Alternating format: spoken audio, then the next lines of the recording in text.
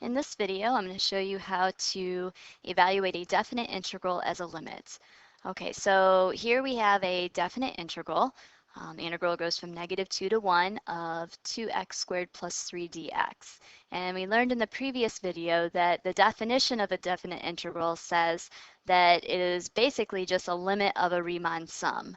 And that limit of a Riemann sum looked like the limit as the norm of the partition approaches 0 of the sum, i's from 1 to n, of f of c sub I, so that would be 2 c sub I squared plus 3, and that's all times delta x sub I.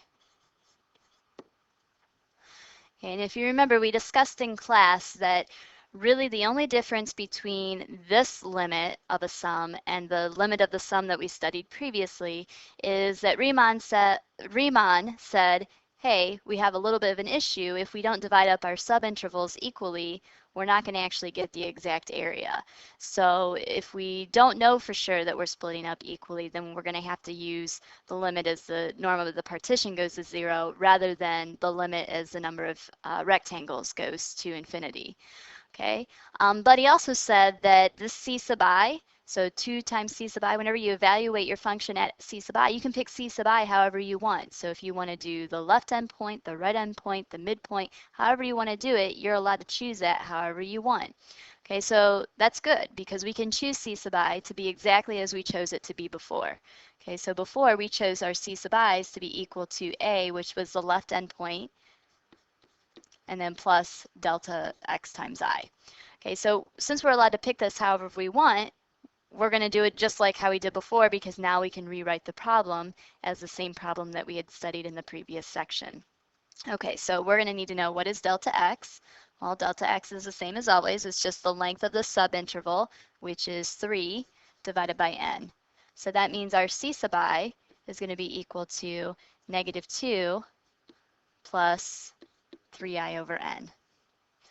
Okay, so since I'm using this same c sub I that I've always used, and I'm using my delta x so that it's always equal to 3 over n, I can convert this problem into the same problem as what we had before, the limit of a sum.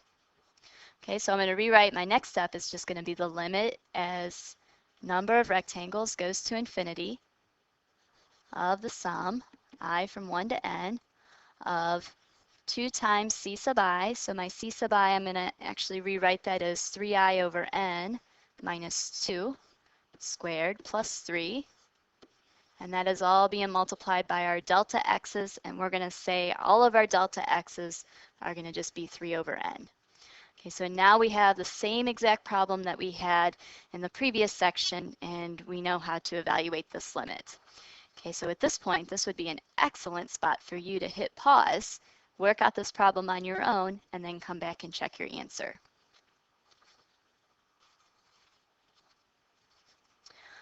Okay, so checking your answer, first up, I'm going to go ahead and just expand out the 3i over n minus 2. I'm going to square that out. So limit n goes to infinity of the sum.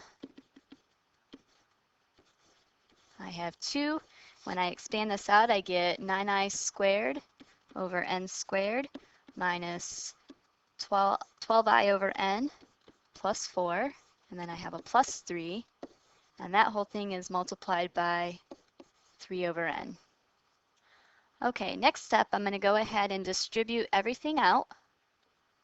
So I'm going to distribute both the 2 and the 3 over n. So that gives me limit as n goes to infinity of the sum. I have 2 times 9 times 3. That gives me 54i squared over n squared times n is n cubed. Then I have 2 times 12 is 24 times 3. That's going to be 72i over n times n.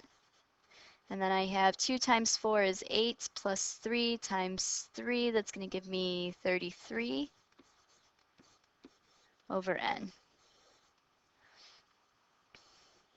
Okay, so now I have a sum of sums, so I can go ahead and split this up into 3 separate sums. And I'm also going to go ahead and pull out anything that's not an I term. So limit as n goes to infinity. My first sum, I have a 54 over n cubed out front times my sum of I squareds minus I have a 72 over n squared times the sum of i's plus 33 over n times the sum of 1. Okay, now I have sums just in terms of i's, so I can use my I formulas. I'm going to shift this work down just a little bit. So limit n goes to infinity, 54 over n cubed. I'm replacing I squareds with my I squared formula. So n times n plus 1 times 2n plus 1 over 6 minus 72 over n squared times the sum of i's. So that's n times n plus 1 over 2 plus 33 over n times the sum of 1 is just an n. Next, we can do some canceling. So I'm going to cancel out 54 over 6 is 9 over 1. I have an n that'll cancel out an n. I'm going to go ahead and FOIL this out. So 2n squared plus 3n plus 1. I have 72 over 2. So that's going to be 36 over 1. I have an n that cancels out an n, and another n that cancels out an n. Okay, so now I'm going to go ahead and rewrite dividing term by term. So limit as n goes to infinity. And now I have, let's see, I have 9 times 2n squared over n squared. So that gives me 18. Then I have 9 times 3 n over n squared. So that's going to give me 27 over n. Then I have 9 over n squared.